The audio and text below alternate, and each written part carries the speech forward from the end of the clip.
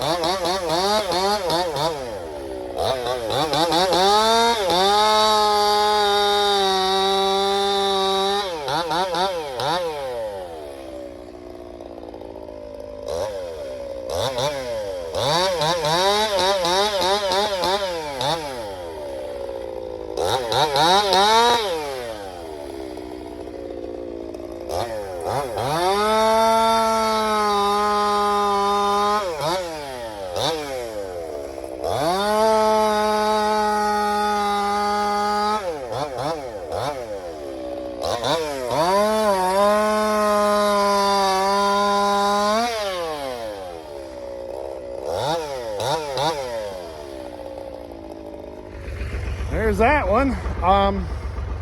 So if you noticed, I picked up a Symington grinder. This chain is one of the first ones I did off of that grinder.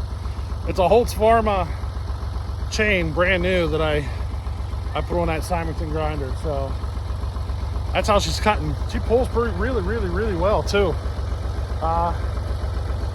Factory raker setting and everything.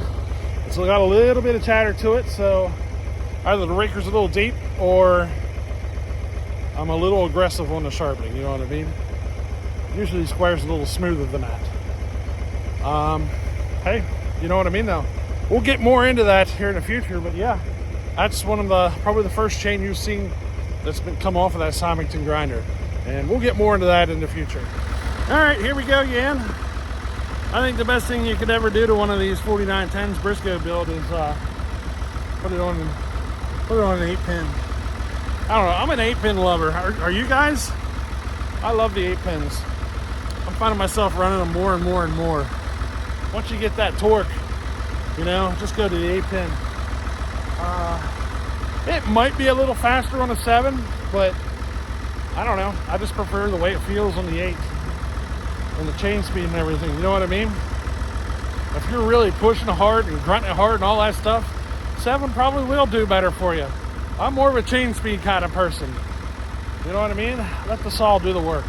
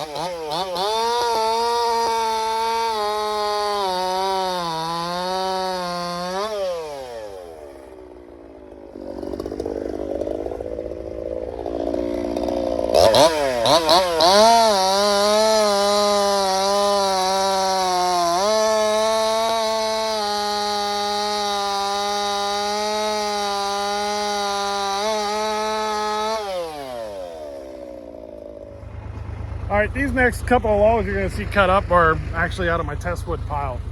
I'm cutting up all my test wood. It's a pile of logs sitting over there.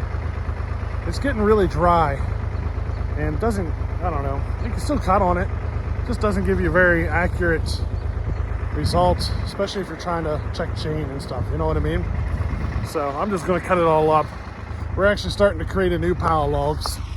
I've been pulling the occasional log off the pile and putting it here. I'll probably add at least 5 more. Yeah, probably 5 more, and then that'll be for the event that we're having here in July. Anything left over, I'll just use up as test wood. And the cookies, we'll just pile up and I'll burn it. You know what I mean? I'll just throw them in the wood burner and burn them. So in a way, I'm still getting use out of the cookies, you know what I mean?